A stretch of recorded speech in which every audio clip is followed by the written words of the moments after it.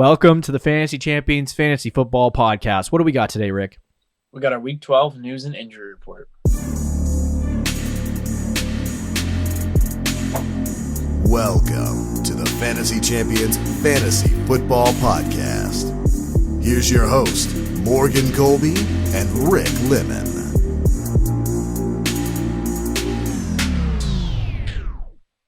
What's poppin'?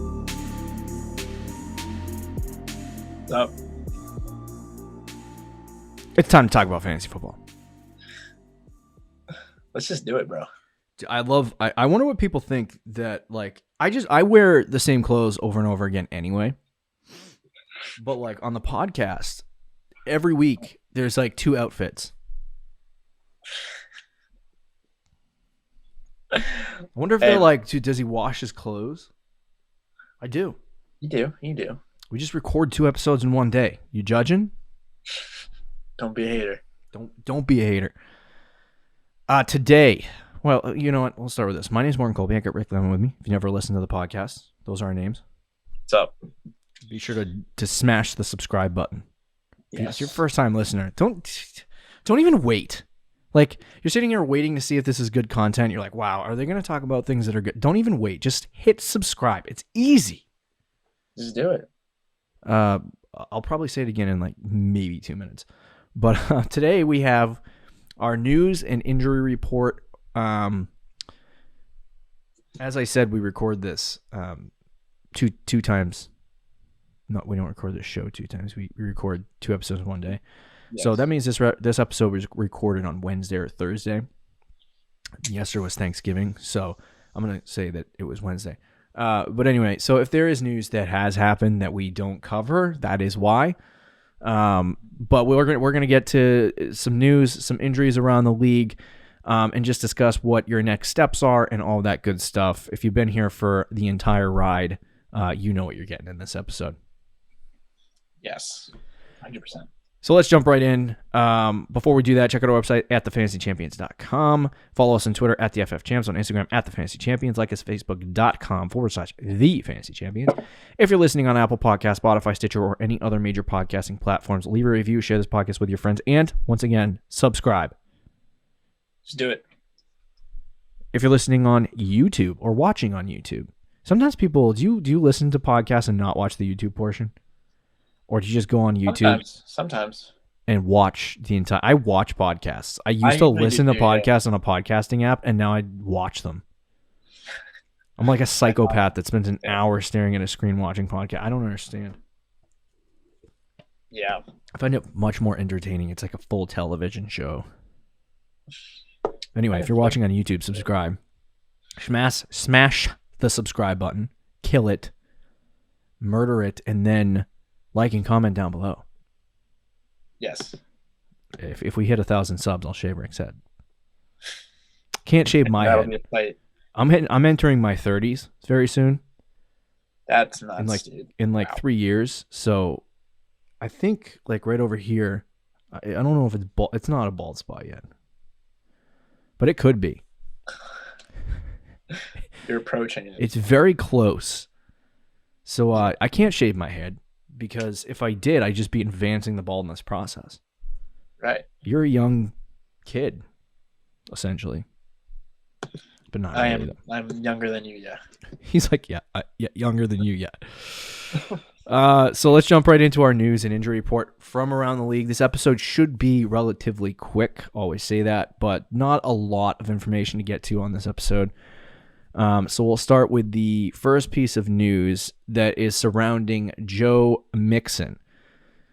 So Rick has had Joe Mixon most of the season in multiple leagues, unfortunately, so Mixon's been out for a little while now. He's been 5, I think. Yeah, something like that. He's been out for some time, and they said he doesn't have a major injury because reports came out, not reports, but fantasy Twitter people. Not blue check marks, speculated that he has to have something worse going on with him. And right. Obviously that's not the case. They said he does not have a major injury if you believe the report. But they did right after that subsequently place Joe Mixon on injured reserve. So that was before this week's games. I think he's going to be out a minimum of 3 weeks, and the projection is that he'll be back week 14, but there's also reports that he might not play the rest of the season at all. TBH, you just watched your star quarterback, Terry, well, we'll talk about that in a second, but get hurt. It's probably not good for fantasy that he doesn't play, but it's probably for the best that he just doesn't play the rest of the season. Yeah. Your season's a lost cause. Just let Joe Mixon heal up and get ready for next year. Yes. But Gio Bernard, saddle up. I don't know if they're playing this week, so I don't know if you want to start him or not. But Gio Bernard, probably a good option. Yep. Who's he playing? He's playing. Well, he's playing the Giants, so it is a good option. It is. Yeah.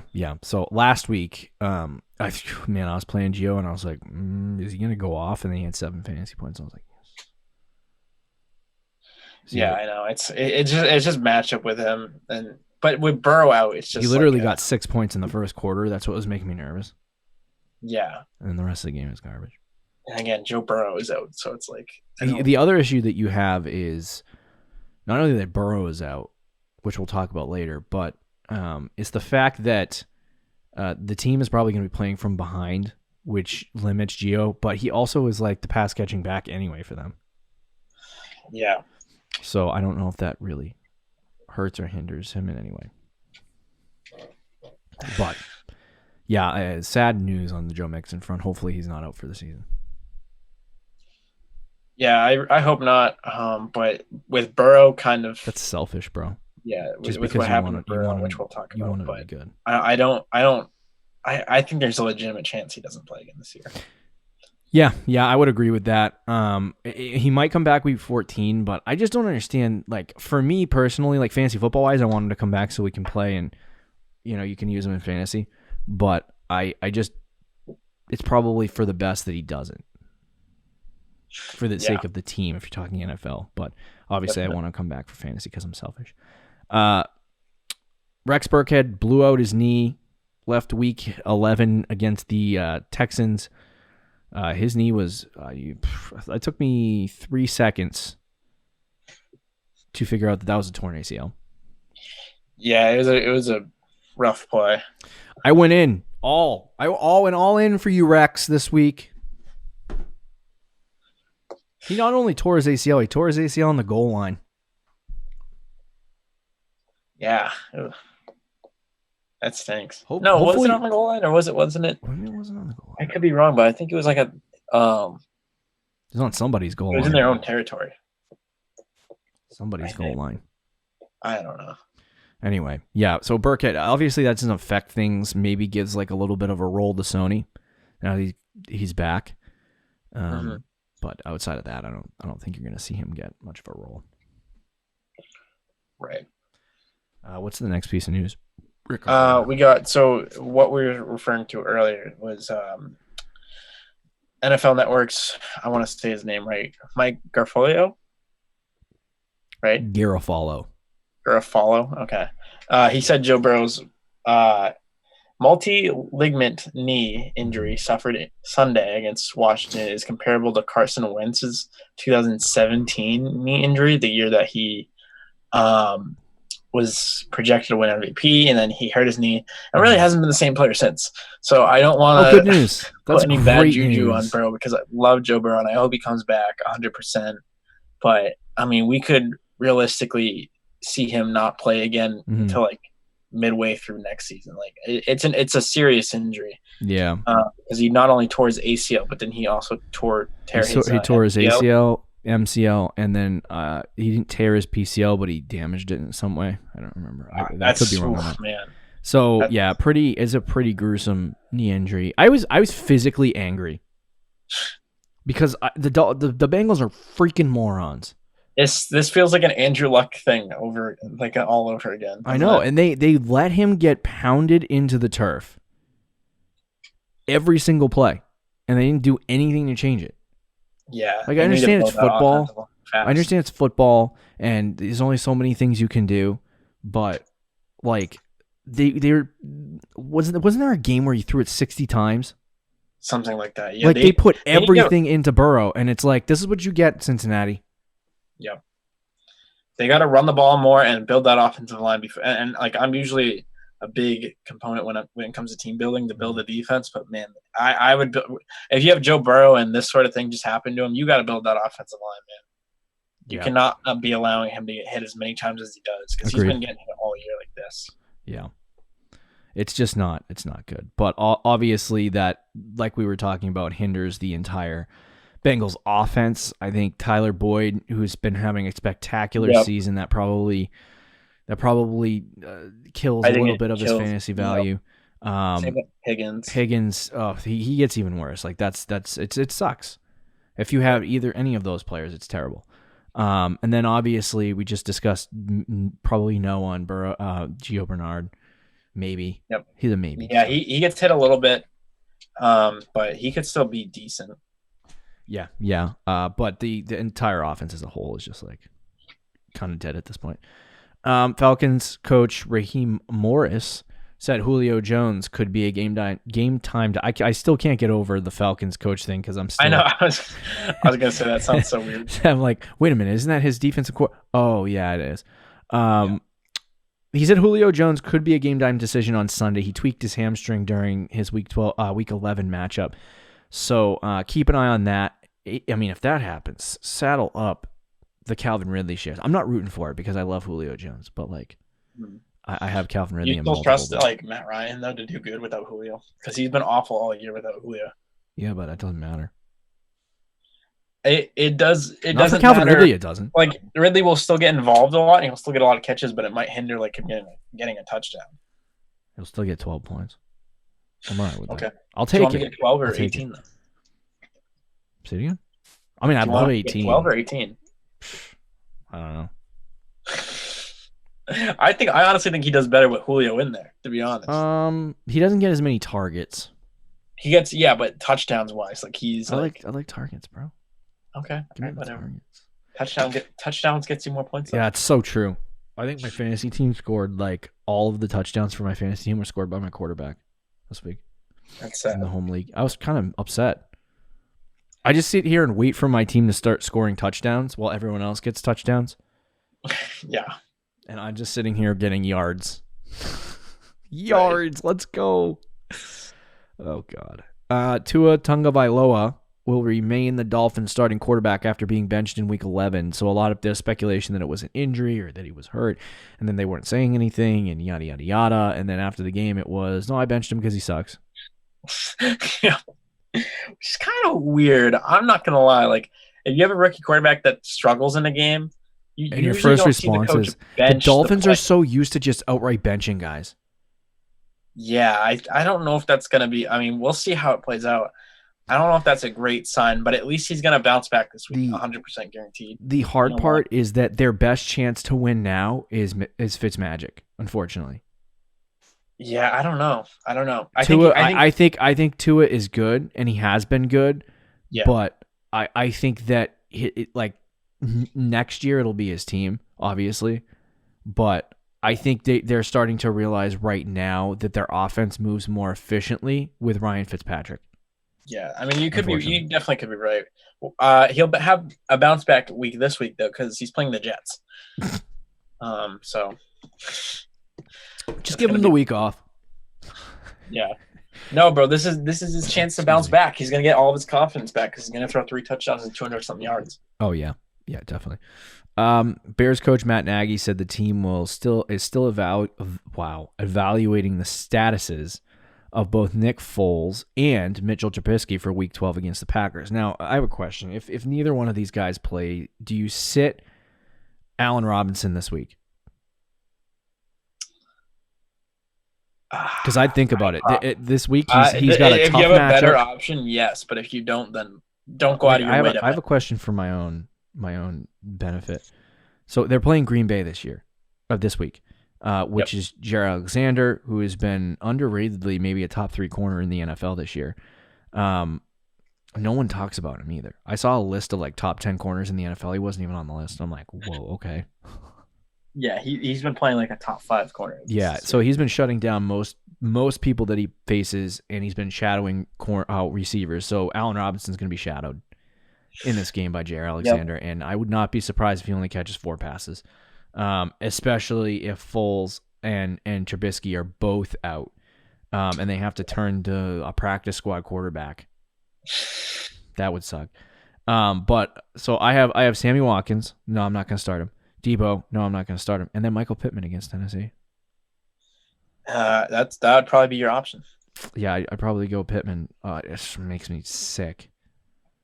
Is that the 1 week Allen Robinson gets 25 points would be this week? It would be. I'd still start him if Foles or Trubisky starts. Yeah, if that's the only situation where I see sitting Allen Robinson this week is if Foles and Trubisky are out.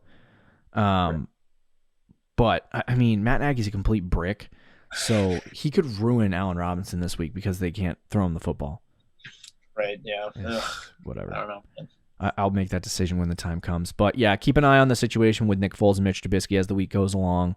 David Montgomery, I think there's some news later in this about David Montgomery, but if he does play this week, I think he's a safe start because he doesn't really, they're not going to have scoring opportunities if neither one of these guys plays. So do you want to start Montgomery too? If the practice squad quarterback starts, I don't, because the Green Bay Packers are probably going to play a very run heavy type defense. So even though they haven't been probably gonna good against running backs all year, they're going to purely focus on Montgomery and force the guy to throw the ball. This is such a big game for the Bears not to start a starting quarterback. Yeah, I know. It's kind of rough. Just throw Trubisky out there and let him tear his shoulder. It's awful. They don't even like him anyway. No, that is terrible. I hope that doesn't happen. But you get what I'm saying though? At this point, what do you hold? Why are you waiting for them to get healthy? You're going to lose and not make the playoffs. Yeah. Both J.K. Dobbins and Mark Ingram were placed on the COVID list. They both tested. I said earlier this week I was talking about this. I said I wasn't sure what happened to them. They both tested positive. Yep. So they're going to be out for at least 10 days from that point. So they should be ready for week 13, I would guess. Yeah, they're still going to miss this week's game though. Unless they have complications, but I would think that's not going to happen. Both healthy individuals. Ingram's like an old man though. Is 40s old? He's not even 40. He's like in his 30s. Dude, he's like 4 years older than you. Relax. Is he really? That makes me feel old as hell. He's like 31. Oh God. Something like that. Oh, wow. He actually might be older than that. So does that mean? Never mind. The Bengals promoted Brandon Allen from the practice squad. He's going to start. Ryan Finley, screw you.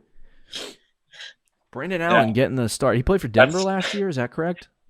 What is it? Denver? He played for Denver, Brandon Allen, last year? Denver. Oh, yeah, I think so. It's so funny that it shows what little confidence they have in Ryan Finley. They're like, you know what? You're our backup quarterback. You're going to stay our backup quarterback. You're going to stay our backup quarterback. That's how much we love you. We put you on the active roster to bring a practice squad quarterback up and start him. Oh man, that's so. If I was Ryan Finley, you know how angry I'd be. He'd be, get me out of here. Where are you gonna finally go? your one chance to play. Where are you gonna go to the practice squad? This is like Will Greer. They literally would start an AFL quarterback over Will Greer in Carolina. Well, that one kind of made sense because when he played, he was absolutely atrocious. So bad. Yes. Anyway, Brandon Allen's going to start for the Bengals. We talked about it a little bit earlier. Oh, that's not good for them. But anyway, Matt Rule, speaking of the Carolina Panthers, said he's considering Christian McCaffrey week to week. A couple of reports. He did practice in a limited capacity on Wednesday, but he's not expected to play this week. I think the earliest availability for him is probably going to be week 13. But I would watch to see what happens. Yeah. So it would be awesome to get McCaffrey back before the end of the season. What are the Panthers' record? It's not good. I think they've won three games this year, I want to say. Man, the Panthers are so good at being mediocre. They're 4-7, I think. So good at being mediocre. I thought it was Cam, but no, it's just the Carolina Panthers. Tom Pelissero reports Adam Thielen tested positive, and then he tested negative. All in the same day, I think. Oh, that's okay. Excuse me. Yeah, that sucks. Yeah. They're currently, I guess they're waiting. They probably did a long. So most of the NFL's testing is they take an antibody test once a week, and then they do a one of those 3 to 5 day result tests and a rapid test. So they do a rapid test before they go in the facility, and then a long-term test. I'm assuming that the long-term test was negative and the short-term test was positive. Yeah. But I'm not sure. So they're trying to figure it out with Thielen, whether he has COVID or not. I don't know if that's the case, but keep an eye on that situation. Either way, Justin Jefferson misses any time, those Justin Jefferson shares are going through the roof. Yep. Juju Smith-Schuster, he returned to practice on Tuesday, getting in a limited session. So that's good news. He played this week, right? A little nervous for Juju because it feels like he's kind of the third guy in Pittsburgh right now. Yeah, I know. You know what I think for Pittsburgh? Deontay Johnson is their new outside Antonio Brown. He hasn't been nearly as that good. Have you seen the numbers for Deontay Johnson when he's healthy? His target share is ridiculous. He's going to be good next year. If Ben Roethlisberger is still a quarterback. Not that he's switching positions, but he is an old man. 50, so. But anyway, yeah, Claypool is the future of that team, and so is Deontay Johnson. I think those two guys are. Juju's going to a new team this year. New England, sign him up. I'm ready. I mean, him, Julian, Nikhil. I'll take it. I will absolutely take Juju. Yeah. Not good for fantasy though. This is a fantasy show, so I'm gonna say that would not be a good thing for fantasy. Probably not, unless we get Trevor Lawrence. Yes, please. Bill would play him 22% of the time, and he would still get 10 targets. Yeah, because it's so ridiculous. Anyway, so keep an eye on the Juju situation if you do have him. Bruce Arians. This is okay. So every time the Bucs lose, it's Brady's fault. And every time the Bucs win, it's Bruce Arians doing. Yeah, he's a dink, bro. You're treating the greatest quarterback of all time like complete garbage. So go take a leap off a bridge, Bruce. I look at this guy and I'm like, Brady, do you really want to make this guy like a good coach in the NFL? Yeah, because he literally looks like he doesn't know what he's doing at all. I know it's so weird. I know going into the year there was a lot of praise for the coaching staff in Tampa, and I think on the defensive end they are pretty well coached. But I don't know, man. Their offense just is, for all the talent they have. Like imagine, not as a Patriots fan, but imagine Josh McDaniels with the weapons. I think it would be better. It would be a lot better. Yeah. Well, I don't love McDaniels either. But... No, I don't either. But honestly, like literally, like imagine Eric Benham. I don't want to say his name wrong, but the offensive coordinator from Kansas City with this. Oh offense. Yeah. Oh man, that would be like they would torch everyone. You literally have Antonio Brown, who it got targeted 13 times this week. Mike Evans, Chris Godwin, Gronk, two like starting running backs in the NFL on your team. Like, what are you doing? Yeah. Anyway, they're winning games still. I will say Fournette blows. I don't think Fournette is that good. Oh no, he's not. He's not good anymore. And then Brady, that was probably the worst game. You know why he plays? You know why Fournette still plays? Why? Because he can block. Yes. Yeah. Brady gets blown up every time Ronald Jones is like out there on a pass play. He gets absolutely rocked. That's why he's not on the field for pass plays unless he's catching it. I think Brady was partly seeing ghosts last night too. Or not last night. When like last week. Well, anyway, I sit here and roasted Bruce Arians before saying why. Tom Brady, he said that Tom Brady might be getting confused by coverages resulting in interceptions. Holy freaking... there's plenty of things I would believe. I'm not sure I really believe Tom Brady getting confused by coverages. You're losing games and you want to blame Brady for not reading coverages properly? He's been good in the NFL longer than you've been alive. If you want to say he's old and he's missing throws, I think that's more believable than him getting confused by coverages. No, I'm sorry. I lied. Bruce Arians is like a million years old. Yeah, but yeah, I think buyer's remorse for Tom Brady. Sure, but I think he's also at the same time. I don't know, because the Patriots are 4-6. Yeah, but he would with the Patriots with Brady would be like 10-6, 11-5. I don't. Yeah, they'll probably be like 10-6. Yeah. You forget how much Brady pulls it out of his pants. They'd still probably lose in the first round, though. Like, I don't think they would. I think maybe. Yeah. I don't know. I mean, Brady this year, he had thought it was fourth down situation, and then he threw a pick to end the game. He's 1-3 in primetime.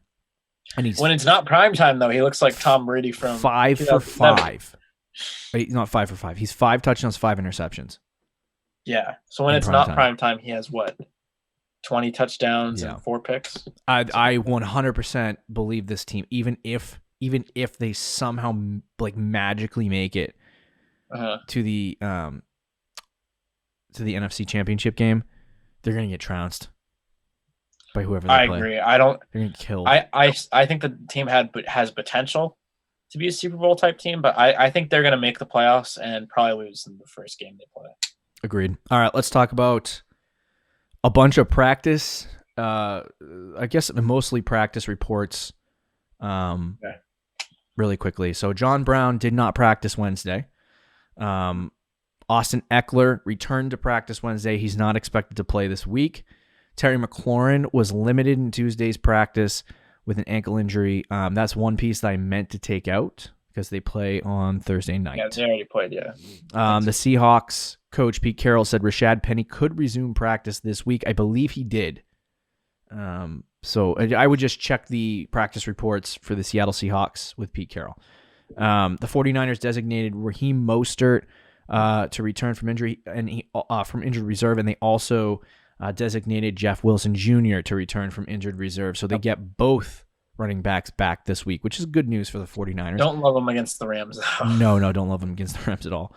The Jets placed LaMichael Perrine on injured reserve with a high ankle sprain, so their running back situation is getting worse. They have Frank Gore, right? Yep, it's the Frank Gore show. I almost picked him up in the home league, and I looked at it for like 5 seconds. I was like, no. Doug Marrone said Mike Lennon is going to start this week instead of. It's officially tank for Lawrence or Field now. It's almost guaranteed at this point. Yeah, poor Gardner. Minshew on the Pats. Julian, I'll take him all day. Julian Edelman hasn't been cleared to practice yet with his knee injury, so he's not OTS. I thought he was out for the season. I thought he was too, but I still think he's probably going to be out at least until like week 14, probably somewhere in that range. Sam Darnold will be limited at Wednesday's practice, or he was limited at Wednesday's practice. Sorry, I was reading the wrong report. He was limited at Wednesday's practice. Doug Peterson said Zach Ertz, ankle IR, is trending in the right direction to play Week 12 against Seattle. Good news. That's good news. David Montgomery has been cleared to, or he's cleared concussion protocol, I should say. The NFL has moved Thursday's game between the Ravens and the Steelers to Sunday. Now, obviously Thursday has already happened when you're listening to this podcast, but I did want to say they had the Ravens had 10 positives earlier in the week.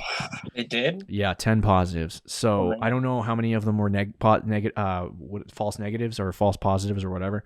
But yeah, they moved that game from. I don't believe they put another Thursday night game in place. Yeah, I don't think so. That would be terrible to tell a team who's supposed to play on Sunday to play on Thursday, just to get a Thursday night game. They actually.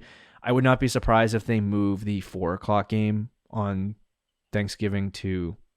This is introspective because this is the day after, but to Thursday night. I don't think they're going to do that. It's just like traditional. Yeah. But anyway, the NFL has moved Thursday's game to Sunday. I believe it's at 1:15. Yep. So they didn't move it to Sunday night, I don't believe. But anyway, Myles Gaskin returned to practice. Salvon Ahmed did not practice Wednesday, so if Gaskin returns from IR this week, that's good news, and he will probably saddle up and play, in which case you are safe to drop Ahmed. Yep. And then final piece of news, unless you have anything else, Rick, Teddy Bridgewater practiced in full on Wednesday. I just know Tua was limited in practice with a thumb injury on his throwing hand. Okay. All right. That'll do it for the week. That'll do it for the news. Been an interesting week. Thanksgiving, football. Hope you enjoy your Thanksgiving football that you're going to watch yesterday. Enjoy your Sunday, everyone. We'll talk to you Tuesday. Later. Thank you for listening to the Fantasy Champions Podcast. Make sure you subscribe on iTunes and YouTube and follow us on Twitter @TheFFChamps.